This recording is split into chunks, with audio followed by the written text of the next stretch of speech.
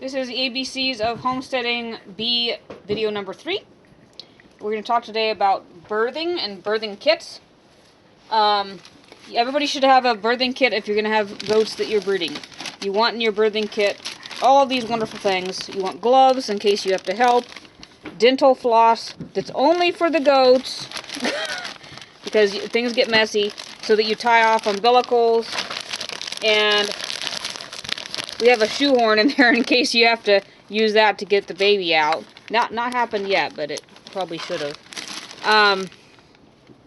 Shoelaces with a crochet loop tied in them, or soft cord of some type. That is a lamb puller for putting around legs. This is a commercial lamb puller. Little bit harder to use. So, but I still would recommend having that or the other ones in the kit. A towel for receiving baby. Paper towels, because the goo is incredible and you need to use that on the baby first. And a nasal aspirator for suctioning the throat and the nose. We use olive oil to ask the Lord to bless our babies and the mother. And also for lube. And lube. And I have a dedicated coat for birthing that hasn't been around the whole barn and the property, getting other mess on it, so that, because you get messy and you really don't want bacteria introduced during birth. A hair dryer, because the kids are hard to get dry sometimes. And then we have meds for mom. What do we have here, sister? That is a calcium drench. And how much do we give to our goats? Well, it's supposed to be an ounce per goat, and then you give an ounce again 6 to 12 hours later. But we have miniatures, and I tend to go a little bit smaller on that and go more like half an ounce.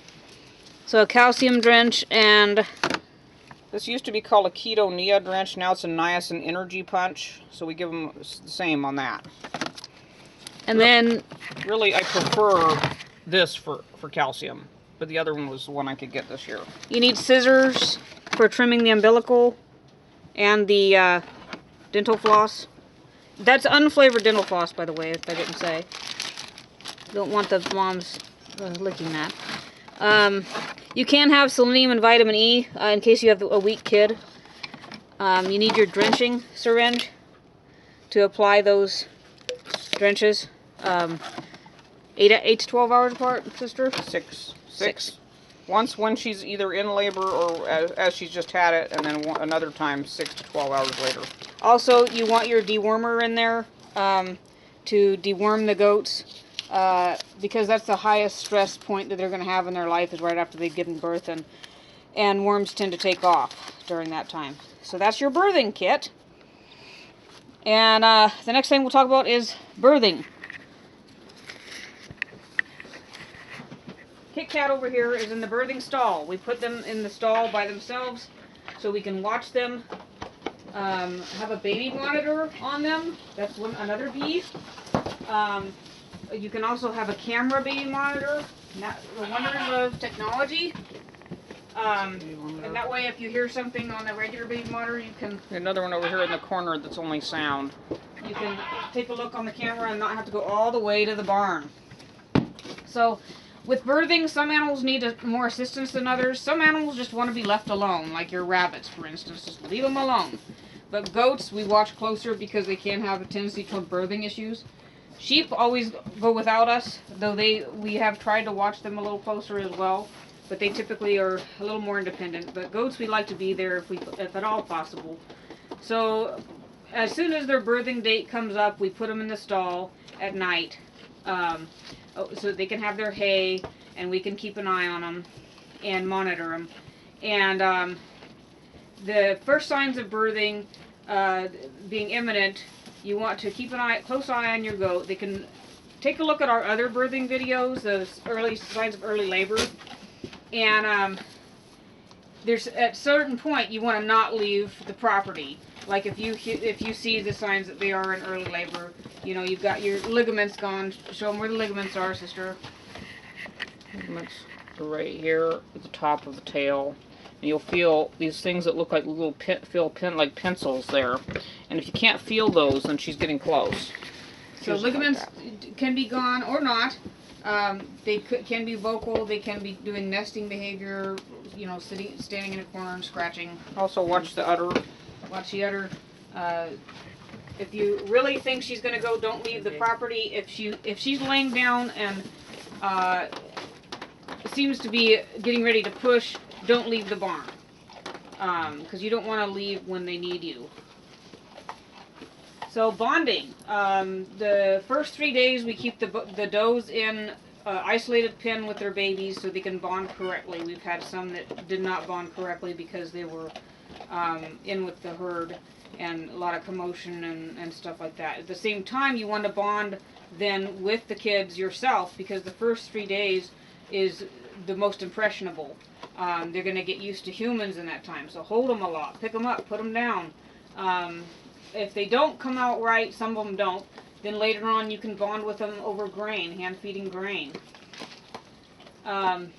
Pigs, sheep, goats, all prey animals have a natural aversion and fear of people. You have to prove that you're no danger to them. So that's a brief thing on birthing. And we'll go straight from that to boots. A very important homestead investment. The most expensive boots are not necessarily the best boots. My sister is wearing Tingley brand and sporting those. And dogs in the way. These are fancy schmancy cutesy boots. Sorry homesteaders, cute boots are not for serious farmers. 2 days of work. Now this is a name brand. Those are Western Chief. 2 days of wearing these brand new boots and they're cracked all over the place and mud and wet is leaking in. So don't waste your money. Buy decent boots. Lacrosse used to be good boots. Whether it is or not now, I don't know. But choose your boots carefully. Also, we want to talk today about bleach. We don't have a photo, so we'll just show the crazy dog. If you're going to buy bleach, buy Clorox, name brand. If you buy the other stuff, it's toned down, watered down to the point where it doesn't work effectively. Very entertaining, Noah. And the last thing we'll talk about is botulism. Oh, that's not quite the last. Okay, there's 2 more. Botulism is very serious. Don't feed your animals compromised vegetables, particularly. No animal should get moldy or slimy or compromised vegetables, no more than you would eat it, because they can all get botulism, which causes partial paralysis and can cause death. That's the kind you don't get up the table from if it's if it's a human. So then also we will talk about bloat. A big B for ruminants. One of the bloats can be caused by going out on wet graze. So feed them hay before you send them out on graze, or wait till the dew has evaporated off of the grass. But once you have bloat, they'll look kind of like Kit Kat does right now. She's not bloated, she's just pregnant. And they'll look uncomfortable and stand off to themselves and be sad. And the treatment for that is you can try using cooking oil and water and baking soda, 2 tablespoons of baking soda, half a cup cooking oil, half a cup water, and drench them. You can also just give them some baking soda, and you're monitoring them to make sure that they're not getting worse after you've done these things.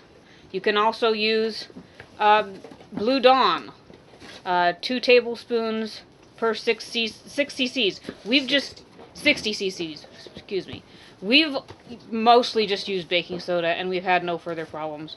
Bloat can be a really big deal if you don't get it in hand. So keep an eye on the goat. Make sure that we're not bloated. You can also give milk of magnesia, and you can also give a CD. You can give a CD antitoxin, particularly if they've overeaten on grain. Withdraw water for 12 hours because that can make it worse. With dry bloat. Yes.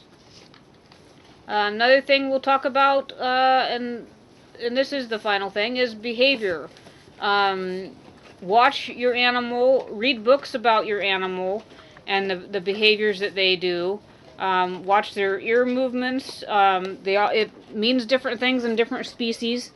Know your animal. Know when it's acting the way it normally does. When it's not, then try to discern the cause. Because if you know how your animal normally behaves, then you'll know when it's acting sick, standing off to itself, hanging its head, off feed, and you can try to nip health issues in the bud. But overall, know the behavior so you know what it's about to do. With your horse, as with the goats, ears back, it's angry. The tail lifts and the horse is thinking of kicking. Things like that. So do your research to know what the animal's about to do. When a goat or a sheep puts its head down, it's getting ready to come on through, whether you want it to or not. Very important to watch your animal's behavior and learn, and as much as you can, what different things mean, and know their language. They lick their lips just like a horse, and that means I understand. And then they do it anyway. So that is the B's of ABCs of Homesteading. Join us next time.